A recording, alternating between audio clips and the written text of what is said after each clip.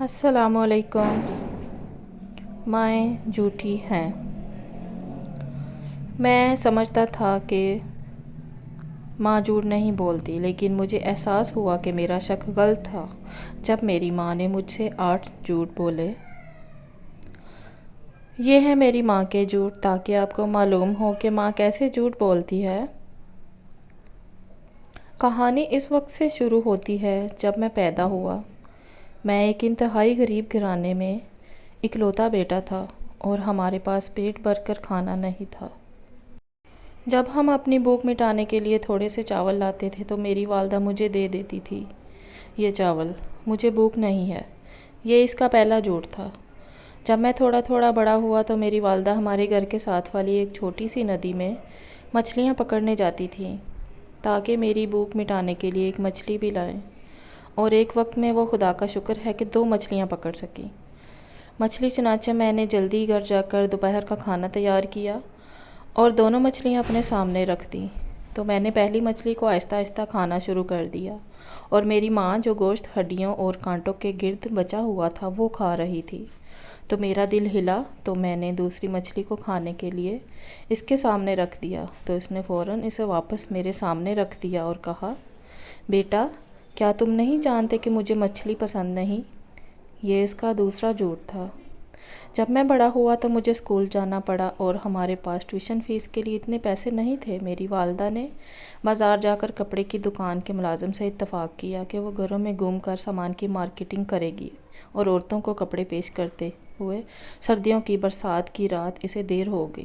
میری ماں کام پر ہے اور میں گھر پر اس کا انتظار کر رہا تھا، اس لیے میں اسے قریبی گلیوں میں ڈھونڈتا ہوا نکلا اور دیکھا کہ وہ اسے اٹھائے ہوئے ہے سامان اور گھروں کے دروازے کھٹکھٹائے تو میں نے اسے آواز دی، ماں چلو گھر چلتے ہیں کیونکہ دیر ہو رہی ہے اور بہت سردی ہے اور تم صبح سے کام جاری رکھ سکتے ہو۔ میری ماں نے مسکرا کر مجھ سے کہا، میرے بیٹے میں تھکی نہیں۔ یہ اس کا تیسرا جھوٹ تھا۔ ایک دن جب تعلیمی سال کے اختتام پر امتحان تھا، میری والدہ نے میرے ساتھ جانے پر اصرار کیا اور میں اندر داخل ہوا اور وہ دھوپ کی شدید گرمی میں میرے باہر آنے کا انتظار کر رہی تھی۔ میں نے باہر نکلتے ہی اسے لے لیا تو میں نے اسے شدید پیاس سے پی لیا، یہاں تک کہ میں نے اپنی پیاس بجھائی۔ اچانک میں نے اس کے چہرے کی طرف دیکھا تو اسے پسینہ بہتا ہوا پایا تو میں نے اسے فوراً پیالہ دیا اور اس سے کہا، پیو ماں۔ اس نے جواب دیا ہے، میرے بیٹے پیو، مجھے پیاس نہیں ہے۔ یہ اس کا چوتھا جھوٹ تھا۔ میرے والد کے انتقال کے بعد میری والدہ کو اکیلی بیوہ ماں کی زندگی گزارنی پڑی اور گھر کی ذمہ داری ان پر اکیلی پڑ گئی تو زندگی مزید پیچیدہ ہو گئی، ہم فاقوں کا شکار ہو گئے۔ میری ماں ایک ایسے شخص سے شادی کرے جو ہم پر خرچ کرتا ہے کیونکہ وہ ابھی چھوٹی ہے، لیکن میری ماں نے شادی سے انکار کرتے ہوئے کہا، مجھے محبت کی ضرورت نہیں۔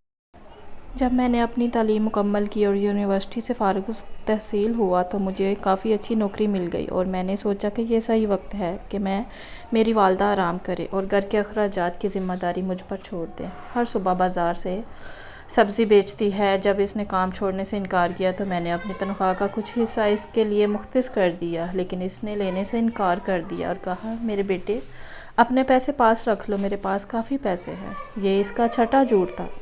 اپنے کام کے علاوہ میں نے ماسٹر ڈگری حاصل کرنے کے لیے اپنی پڑھائی جاری رکھی اور واقعی میں کامیاب ہو گیا اور میری تنخواہ میں اضافہ ہوا، اور جس جرمن کمپنی میں میں کام کرتا ہوں اس نے مجھے جرمنی میں اس کی مرکزی برانچ میں کام کرنے کا موقع فراہم کیا، اس لیے میں بہت خوشی محسوس ہوئی اور میں ایک نئی شروعات اور خوشگوار زندگی کے خواب دیکھنے لگا۔ جب میں نے سفر کیا اور حالات تیار ہو گئے تو میں نے اپنی والدہ کو بلایا کہ وہ آئیں اور میرے ساتھ رہیں، لیکن انہوں نے مجھے پریشان کرنا پسند نہ کیا اور کہا، میرے بیٹے میں عیش و آرام میں رہنے کی عادی نہیں ہوں۔ یہ اس کا 7واں جھوٹ تھا۔